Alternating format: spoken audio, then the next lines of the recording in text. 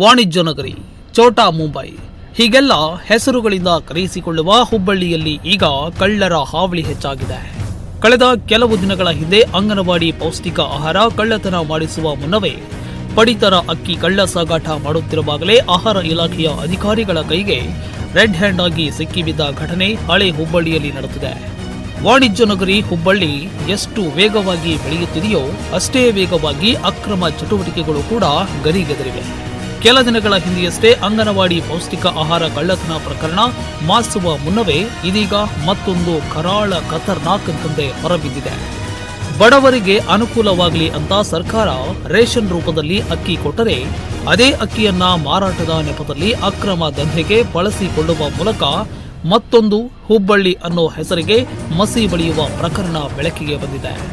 ಹಳೆ ಹುಬ್ಬಳ್ಳಿ ಭಾಗದಲ್ಲಿ ಅತಿ ಹೆಚ್ಚು ಅನ್ನಭಾಗ್ಯ ಅಕ್ಕಿ ಮಾರಾಟ ಜೋರಾಗಿ ನಡೆಯುತ್ತಿದೆ.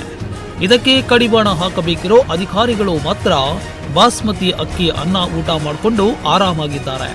ನಿನ್ನೆ ಮಧ್ಯಾಹ್ನ ಮಹಿಳೆಯೊಬ್ಬರು ಅಕ್ರಮವಾಗಿ ಸುಮಾರು 4 ಕ್ವಿಂಟಾಲ್ 50 ಕೆಜಿ ಅನ್ನಭಾಗ್ಯ ಅಕ್ಕಿಯನ್ನ ಟಾಟಾ ಏಸ್ನಲ್ಲಿ ತುಂಬಿಕೊಂಡು ಹೋಗುವ ವೇಳೆ ಅಧಿಕಾರಿಗಳು ದಾಳಿ ನಡೆಸಿ ರೆಡ್ ಹ್ಯಾಂಡ್ ಆಗಿ ಹಿಡಿದು ಹಳೆ ಹುಬ್ಬಳ್ಳಿ ಪೊಲೀಸ್ ಠಾಣೆಯಲ್ಲಿ ಪ್ರಕರಣ ದಾಖಲಿಸಿದ್ದಾರೆ.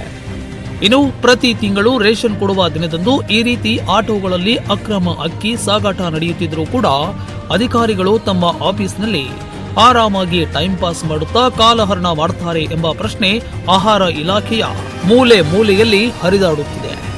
ಅಧಿಕಾರಿಗಳು ದಾಳಿ ನಡೆಸಿ ಪ್ರಕರಣ ದಾಖಲಿಸಿದ್ರು, ಓಕೆ, ಆದ್ರೆ ಈ ದಂಧೆ ಹಿಂದೆ ಯಾರಿದ್ದಾರೆ, ಏನು ಕತೆ ಅನ್ನೋದು ಮಾತ್ರ ಗುಟ್ಟಾಗಿದೆ. ಯಾಕಂದ್ರೆ ಕಡಿವಾಣ ಹಾಕಬೇಕಿದ್ದ ಅಧಿಕಾರಿಗಳು ನಿರ್ಲಕ್ಷ್ಯ ವಹಿಸುತ್ತಿದ್ದಾರೋ ಅಥವಾ ಅಕ್ರಮ ಕಳ್ಳ ಸಾಗಾಟಕ್ಕೆ ಸಾಥ್ ನೀಡುತ್ತಿದ್ದಾರೋ ಎಂಬ ಅನುಮಾನವನ್ನ ಹುಟ್ಟುಹಾಕಿದೆ. ಇನ್ನು ಈ ದಂಧೆಯಲ್ಲಿ ರಾಜಕೀಯ ನಾಯಕರು, ಪೊಲೀಸರು, ಕೆಲ ಮಾಧ್ಯಮದವರು ಕೂಡ ಈ ದಂಧೆಯಲ್ಲಿ ಅನ್ನ ಬೇಯಿಸಿಕೊಳ್ಳುತ್ತಿದ್ದಾರೆ. ಯಾಕಂದ್ರೆ ಇವರಿಗೆ ಬರಬೇಕಾದ ಮಾಮೂಲಿ ಬಂದ್ರೆ ಮಾತ್ರ ಕೇಸ್, ಇಲ್ಲವಾದ್ರೆ ಡೋಂಟ್ ಕೇರ್. ಹಾಗಾದ್ರೆ ಅಧಿಕಾರಿಗಳ ಈ ನಿರ್ಲಕ್ಷ್ಯಕ್ಕೆ ಜನರು ಕೂಡ ಚೀಮಾರಿ ಹಾಕ್ತಿದ್ದಾರೆ. ಈ ಪ್ರಕರಣವನ್ನ ಪೊಲೀಸ್ ಇಲಾಖೆಯವರು ಕೂಡ ಗಂಭೀರವಾಗಿ ಪರಿಗಣಿಸಿ ಅಕ್ರಮ ಅಕ್ಕಿ ಮಾರಾಟ ಹಾಗೂ ನಗರದಲ್ಲಿ ನಡೆಯುತ್ತಿರುವ ಕೆಲ ಅಕ್ರಮ ಚಟುವಟಿಕೆಗಳಿಗೆ ಬ್ರೇಕ್ ಹಾಕಬೇಕಿದೆ. Big TV News Hubballi.